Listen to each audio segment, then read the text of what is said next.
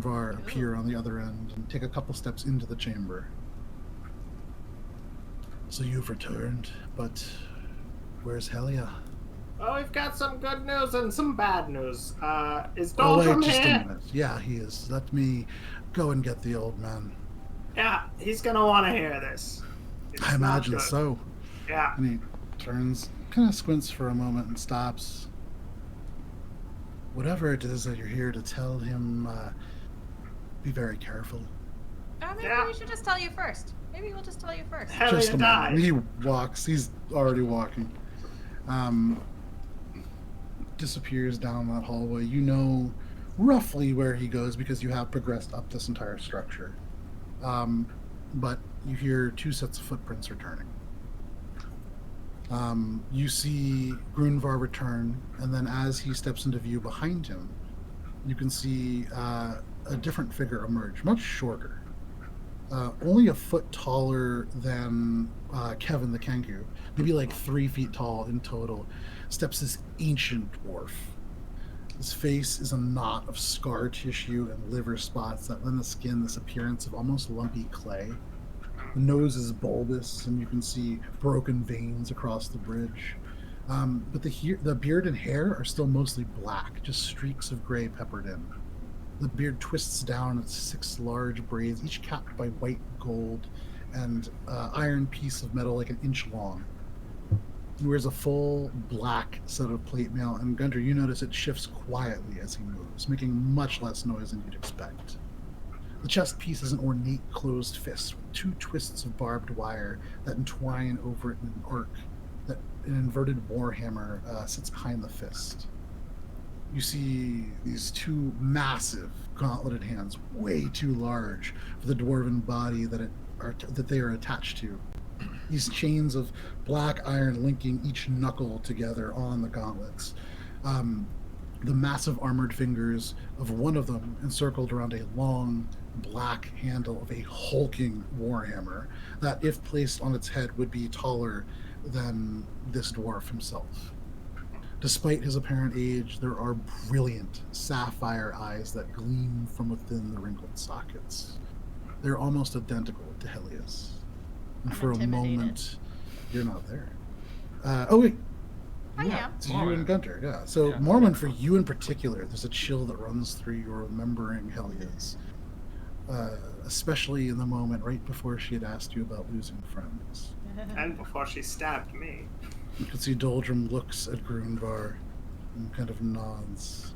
And Grunvar says, I'll make sure that nobody interrupts. I'll be just down the hall. And he walks away, and you're left alone with this burly, black-armored dwarf whose eyes now take you all in. And a moment passes. It stretches out. And all of you realize, Gunter, you and Morwen realize, that even though he's definitely shrunken with age, partially because of the hulking armor, but also the weight of this look, he seems to almost loom over you, even from below.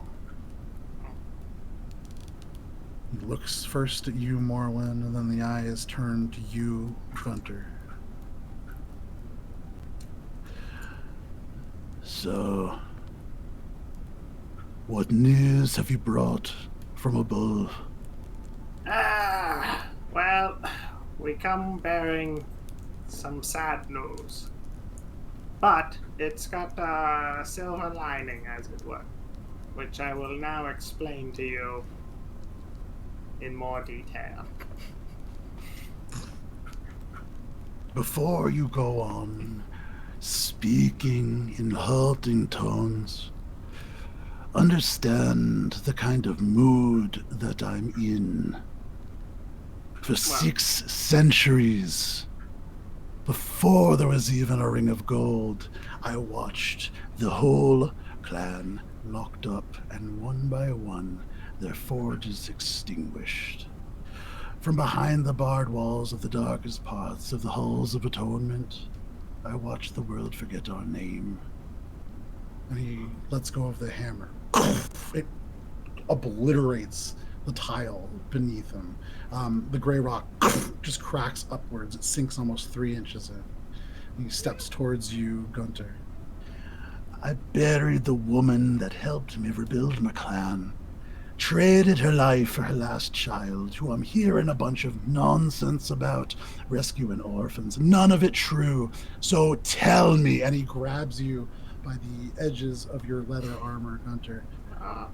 What happened to my girl? In the eyes, Wow. you can see just little bits of tears kind of coming to the corners. She died a noble death, but she was slain by Kindscale. You said And Helia. And he lets go of you. I'm gonna hand him the urn. I'm gonna start crying. It's really sad to me, and I have a lot of mixed emotions, so I start crying. We are truly so very sorry. Holds up a hand. You can see massive. Like this one hand could encircle the entirety of this urn that you hold with both. And he holds it up, and you can see it shakes. The metal links jingling a little bit with the weight of it. And he takes the urn from you and holds it in his hands. You know, I named her after my wife. I never thought I'd have to mourn the same name again. I'm gonna She was my youngest.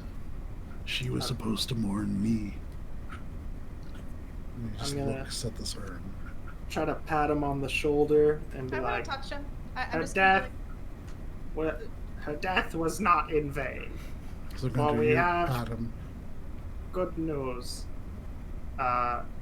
You can with see, her you death- actually, you hear the metal kind of grind a little bit against the metal of the urn. You can see the eyes harden. You didn't bring my girl back alive. Well, in So fairness, what good news could there be? You preserved the life of the tyrants above. Well, here's the thing, though.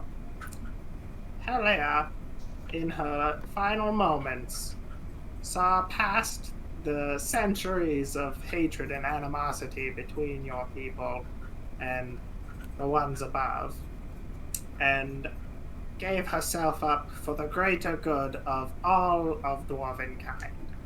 And with that, because I am I'm more in line with your thoughts and your way of thinking.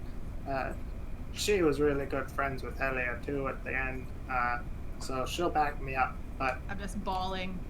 Wet fur. But, Oh, He doesn't even look at Morwen. He was just bawling. You saw one paw tap him and then just tears.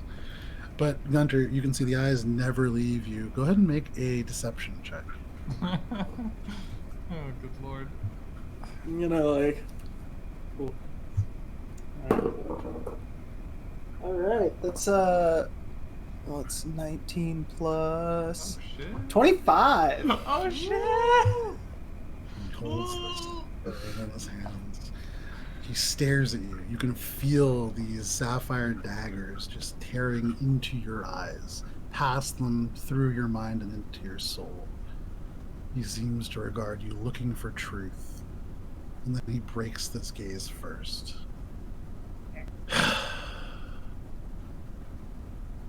Why would you do that? Well, if I may speak on her behalf, she, having dealt with the evil of Kindscale and seen what it had done to the people up above, they were just as bad for wear as yourself and the rest of the Coldwrought Clan. So, in her final moments, she was pivotal in our defeat of Kindscale, in the hopes that you could forge on anew with the people above and put the past behind you to try and find some common ground, as it were. As we are all dwarves and our time has come to put our own differences aside for what will be a very very bad war to come. You can see he's still looking down. You can't see his eyes anymore because they're cast at this obsidian, sapphire encrusted urn. Gunter's just like, Helia did that. yep. You can see now on the stone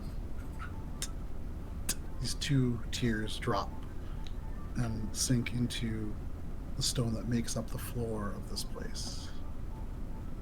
Grunvar. Grunvar! And you see suddenly, just hurrying from the direction he came, Grunvar appear. Yes, Doldrum, what is it?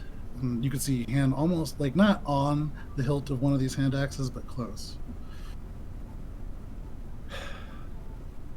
Find 3 people that you trust and prepare yourselves to go upwards.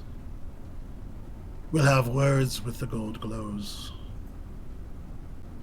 If Helia thought that this was important,